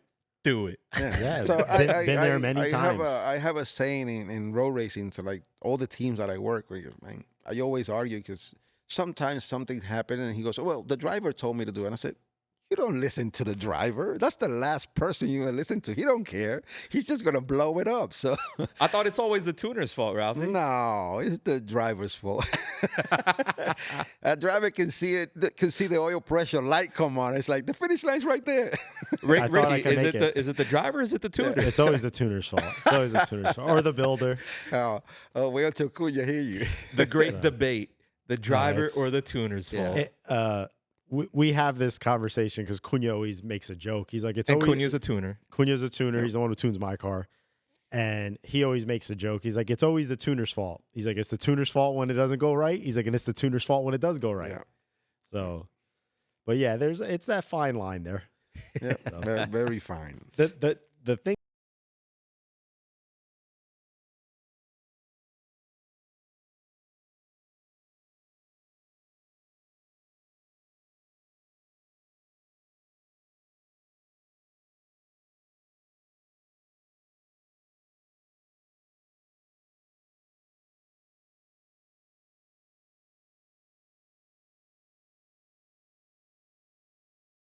just try to save Let's it. get a perspective here. And- What and it gets usually comes expensive. first?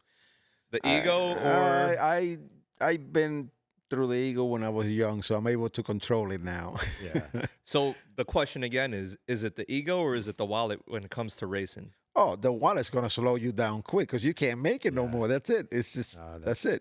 The ego will take you as far as the wallet can go.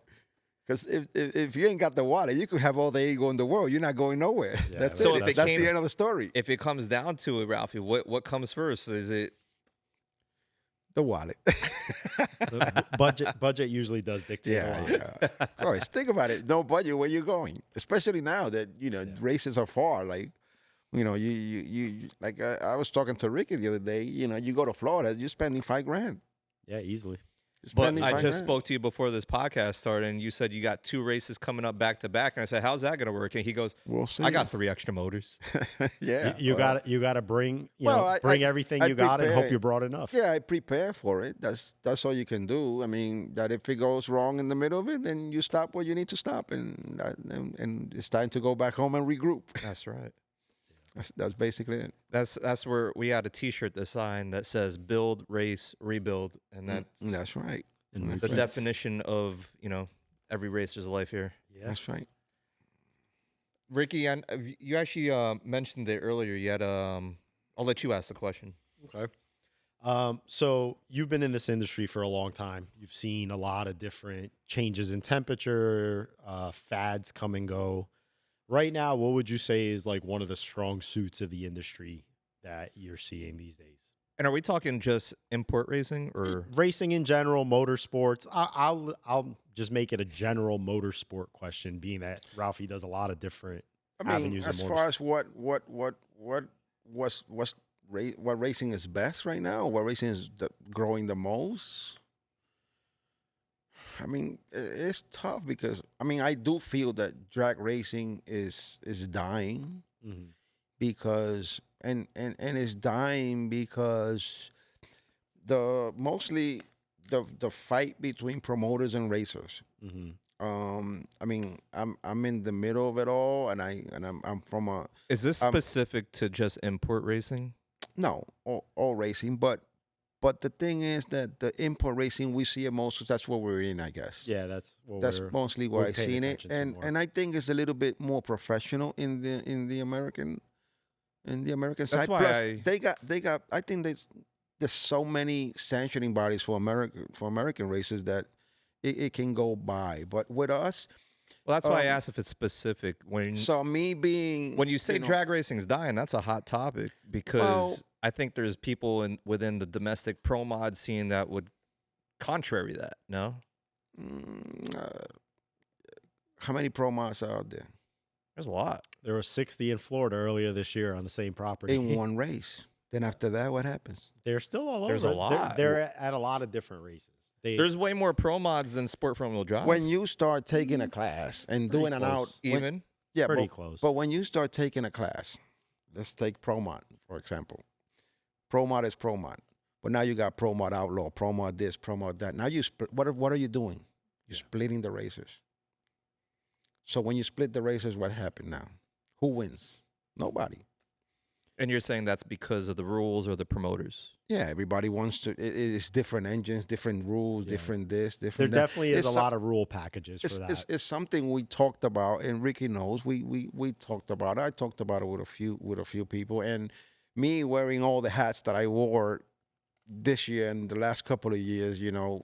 Working as a tech guy, working with Javier, being a racer, being a builder.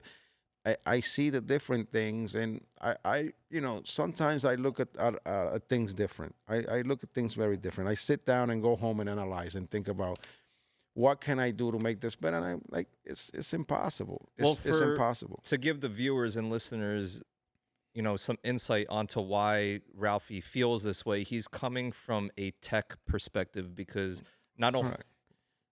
Ralphie wears a lot of hats. Not only is he Well, racer, tuner, driver, I was builder. just going to say that because Ralphie does tech at drag racing. Tech guy Yeah. Ralphie will look at things a certain way that racer Ralphie won't.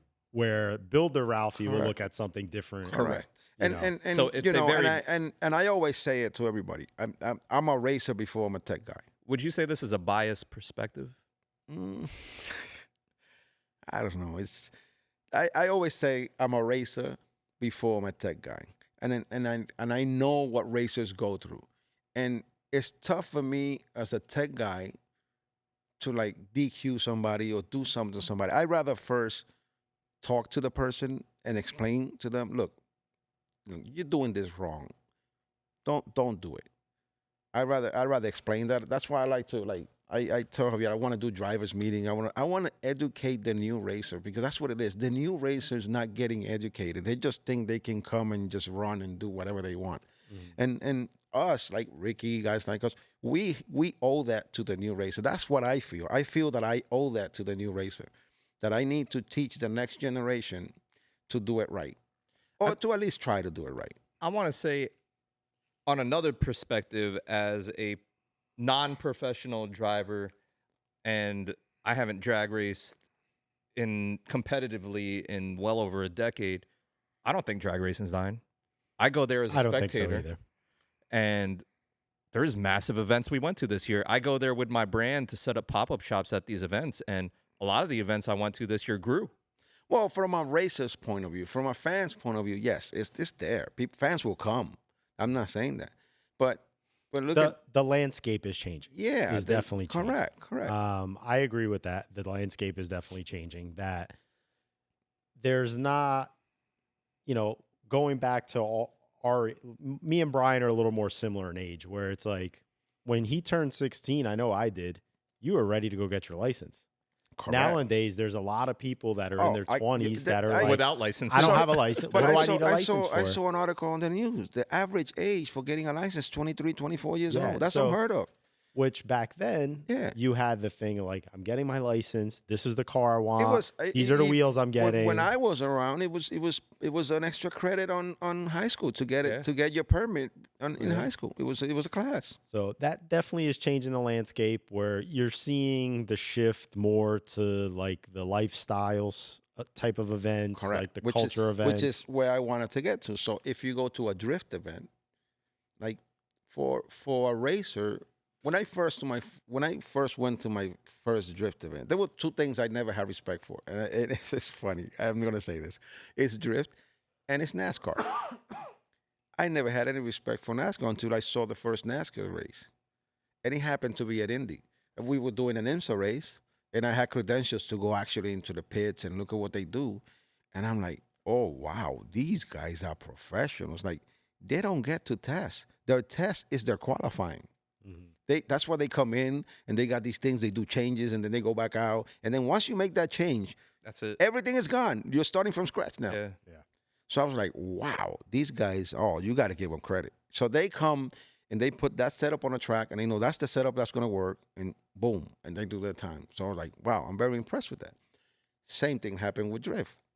I'm like, I always say, well, it's people judging. I mean, It's like figure on. skating. yeah, so come on. I mean, this is bull, you know what I mean? And then once I saw, I mean, there's a technique to it, and there's things that you have to do to make these judges give you those points. And then I said, okay, I got respect for these guys. This is real racing. It's funny because I had a very similar perspective. Yeah. When I went to go work for Gary Gardella at one point, crew chiefing one of their second cars. And, he called me like, hey, I got this drift car. I need somebody to crew chief it. And I'm like, listen, I don't know anything about drifting. He's like, I don't need you to. He's like, I just need you to make sure that pull the data, make sure they're not blowing it up. Keep an eye on this. Make sure these guys are doing what they're supposed to. Like, all right, no problem. So, you go out there, you're like, all right, they're kind of giving you the quick crash course on how it all works. And then you get there and you start seeing the levels of the builds on some of these cars. And I was going to say the mechanics to all these cars that you just mentioned the first thing I noticed was like every single car there had full Motec catalog. Yep. Front to back. Like back then, the dominant cars of that year were the Falcon cars. They were built by a shop called ASD. I think Autosport Dynamic was the name or something. They built just premier, like top tier drift cars. And I remember looking at them like these cars were all like works of art. And then when you start getting into them and seeing how sophisticated those cars are and the suspension setups. And then the other thing that people have a misconception of is the amount of grip that those cars have while they're in drift is insane. And it's like, then you kind of get into like, you know what? At the end of the day, it's all nuts and bolts. Yeah. There are still cars. They still have engines. They still have pistons. They have rods. Like, and it's a different style of racing. But you do get to once you see how hard it is and the amount of mechanics that are involved in it, you do have an appreciation. Yeah, like there's an alignment to the car. There's everything else to a real race car. Like, they got, if they're out of alignment, it's not gonna drift right. That's it. My first event we go to, they go out there, they crash the car. You know, in drag racing, you crash the car, you're like, all right, crack a beer, we're done for the weekend. They're like, oh no, we have control arms, we have this, we're gonna hammer the rail, we'll weld this, and I'm like, you guys are for real. They're like, oh yeah, we'll get this thing back out before the end of the weekend. Like, okay, sure enough, we were out there ready for first round.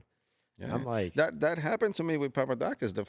They crashed the car, so I'm like, okay, what do I do now? Like, so I'm like, look, what do I do? Because when you do it during a round, right, they give you 5 minutes, and the clock starts the minute you touch the first part.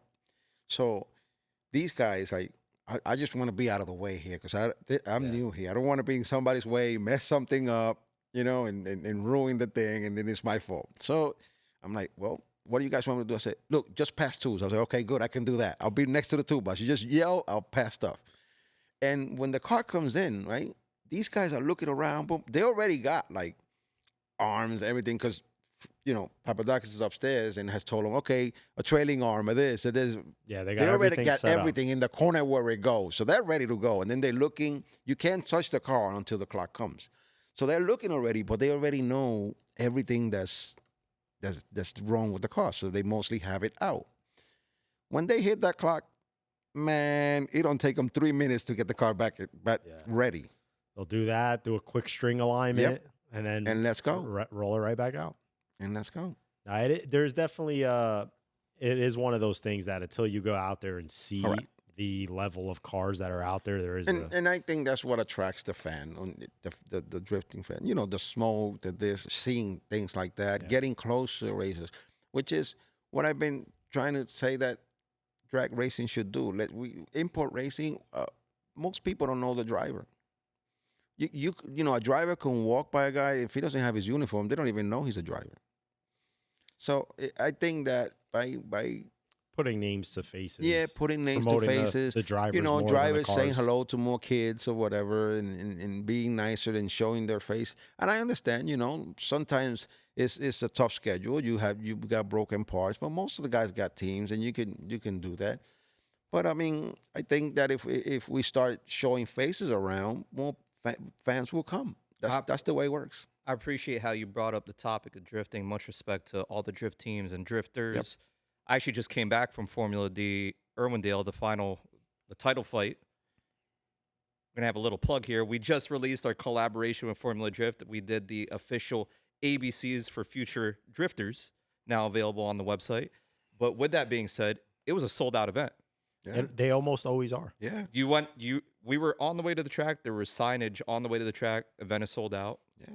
Huge. The last event that I worked, we didn't end up qualifying for. We had some issue with the car. Didn't end up qualifying for. So I'm like, you know what? During the event, I'm like, let me go try to see if I could find a spot to go sit down and just watch. I walked into the stands. You look up. There is not an empty seat in that place. Yeah. And that's where they get the sponsors. And think about it. They're for the thing that the races, the drag racing promoters are the worst about. They do their life. They do their own life. Yeah, they've been doing it for years. And it still gets packed. Yeah, they've been doing it for years. And that's why they get the sponsors. So we went from the topic of, you mentioned drag racing is dead. I'm going to have another plug here. NHRA, I'll mention this. Quite a few sold out events this year. Correct. Yes, they've done really well this year. And I will put in another plug here. We do have the official NHRA collaboration, ABCs for future drag racers. So it's hard to say drifting or drag racing is dead when the premier drag racing series, NHRA, for the first time in many years, maybe I said it in the wrong way.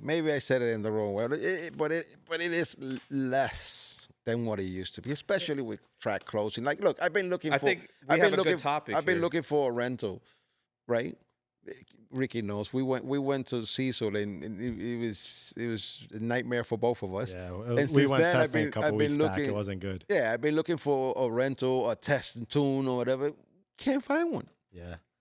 So good topic, and I like how you reworded that and say maybe I said it wrong because you're a drag racer at heart, been Correct. doing this for over 30 years, almost close to 40 years, and you been doing this, since you had your driver's license. Yeah, pretty much. So yeah. both drag racers at heart. So it's very disheartening to see these announcements of racetracks Definitely. closing. Oh, definitely. You brought up the topic. It's disheartening seeing this next generation not caring or looking forward to getting their driver's license. So, and also this big shift, a very taboo topic to bring up with the EPA and modifying cars. So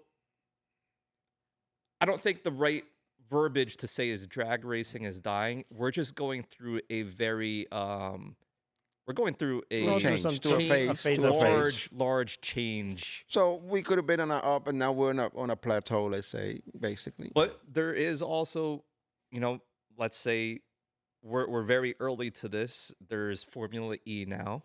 I was going to say I got another wrench to throw in there, the electric car. Correct. Right. But as much as aside from import drag racing, obviously NHRA is packing the house.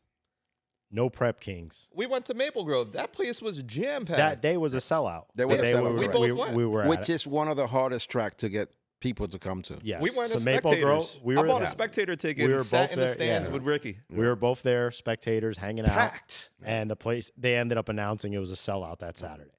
Now, no Prep Kings. That no matter what track they go, and these guys go to a lot of middle of nowhere tracks, correct. And they sell them out, and they pack the house, and it's like lines for miles of traffic to get in. Drag so, racing's not dying. I don't think it's dying. I think like I said, we just took. I come from the English Town era. Think about it. The English Town era was I would see the track packed every weekend. Yeah.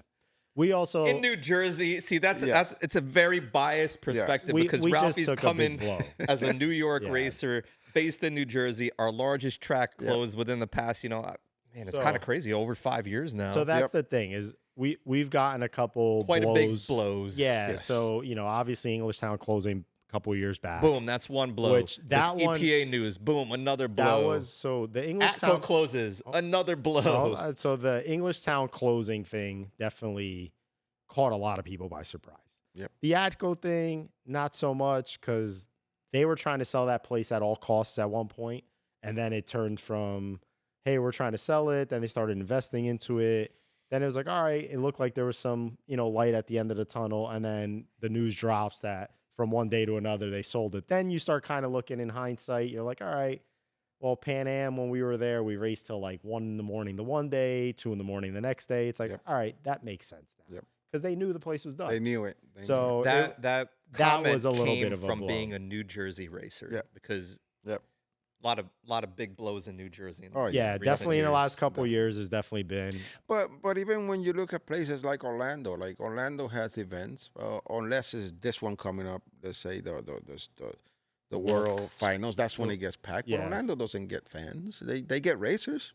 Yeah. But they don't get it's fans. very- So it depends. It And depends I, on the event, and I I believe. think it's like what Ricky's saying. The no prep kings get it, and the everybody else gets it. It's about promoting. You know what I think? They're promoting in the same area. And Yeah. we're talking about strictly drag racing events. NHRA is a drag racing event. Correct. And I think too. No Prep Kings is a drag racing I also event. think too the one thing that kind of hurts Orlando a little bit is that place. If you're not there, if you're there after like the first day of an event, like you bring your wife, she's not gonna want to go to the bathroom there.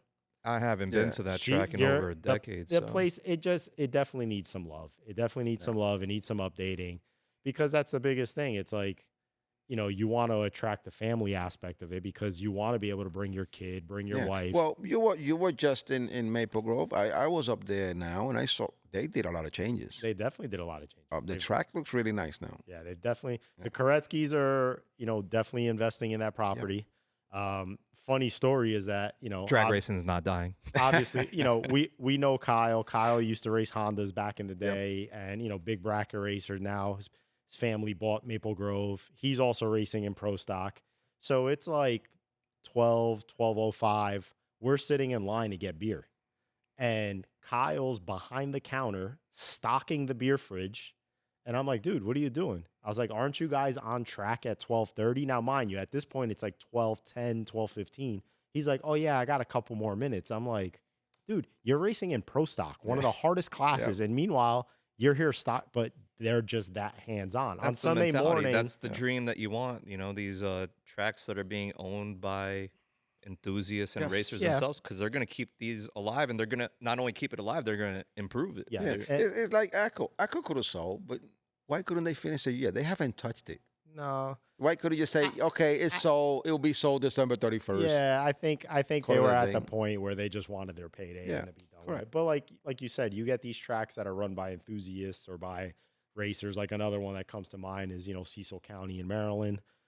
Jim Halsey, his guys. Pumping money into those that place. guys are hardcore But Cecil racers. doesn't open on a Sunday. Brand new bleachers. No. Cecil doesn't open on a Sunday. Think about that. Because he's another guy who has a regular business too. Yeah. So, but well, not only a regular business, also a professional driver himself. yes.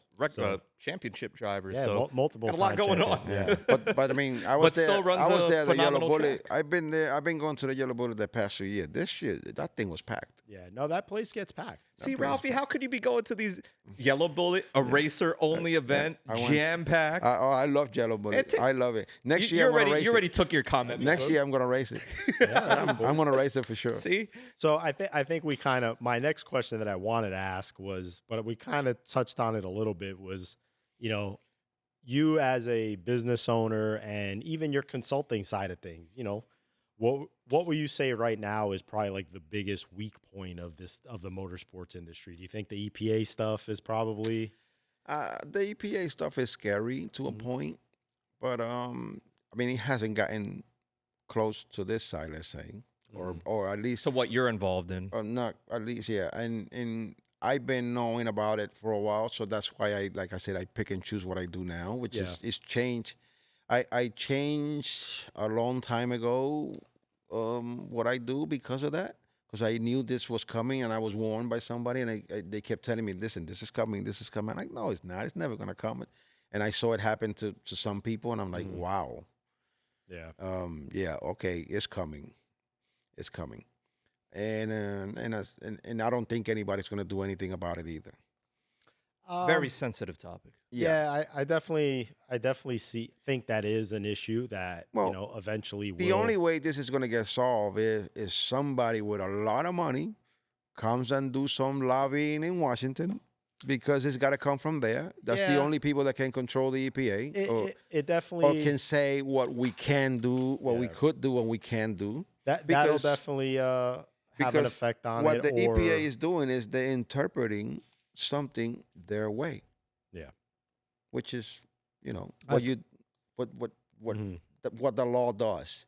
They're going to interpret something their way, because we can say, but we're not doing that. No, but that's what you're doing, and they win. It's their rule book, and they win. Correct. Yeah. So I definitely think that if there is a change of administration, that could affect it, because judging, a couple years back, this was an issue. Yeah, and then a couple years ago, it stopped becoming an issue because it's been happening since 2015. Just so you know, so it didn't happen yesterday. But again, not to get super political, but during the Obama administration, that's when this was an issue. Yeah. Then when the Trump administration was in office, that they kind of, I think a lot of their funding got reduced. Agenda, basically. Yeah, it was a different focus. It's normal. But now that this administration we have in now they're very big on the EV stuff. Yep. Obviously, they're all buying Tesla stock magically when they're pushing these EV laws, but it's one of those things where you see that it's kind of trending that way. Which is something like,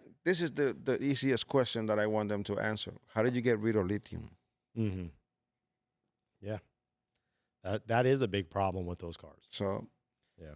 So I like this new everybody topic has we're moving into right Everybody here. has their problems. Everybody has their What's issues. your thought on EV, Brian? That was my question for Ralphie. What's your thoughts on the electric On movement. the electric movement, There is Formula E. I got There's- stuck in an electric car, so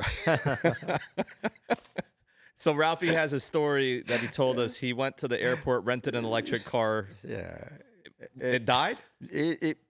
So they gave me a Hyundai Kona, I think it is. Uh-huh. So when the thing is dying, right, it slows you down, and then when that's it, like the end of the line, a little turtle comes out in the dash, and the thing is like just like. Well, actually, no, it don't make that noise, Ralphie. It just goes. I'm serious, man. I was like, I pulled into somebody's driveway. I'm like, let me get out of this road because somebody's gonna run me over. And I just pulled into somebody's driveway and stopped there. Because it broke. That's it. It wouldn't go no more. That's it. Why would the rental place give you an EV that wasn't charged? No, it was charged. You but- just drove it far but enough that I it was, died? I was trying to look. It was, supposed to take you like you press the thing on the navigation and it tells you where the nearest Uh-huh. charging station Yeah. is. Well, I'm in South Carolina. You are near a charging station. They didn't give you a generator with it? And then I go to no, they gave me a charger. Uh-huh. Yeah, that's That you needed to plug into oh something. no, I plugged in it when I got to the track. When I said okay, so I'll plug it in the morning. By the time I leave, 5-6 hours, got to be charged. I plug it in. You know when it's set because it tells you like how long it's gonna take. 46 hours and 50 minutes. I'm like, oh man, Oh, what? 46 hours and 50 minutes. So they gave you a defected car? No, it's like a Defective 110. charger? It doesn't charge with a 110. It would take forever. Oh, So what Ralphie's saying is he called an Uber and left his car at the track. And that's the worst story. There was no Uber around. Somebody came from Charlotte and picked me up. but how'd you get them?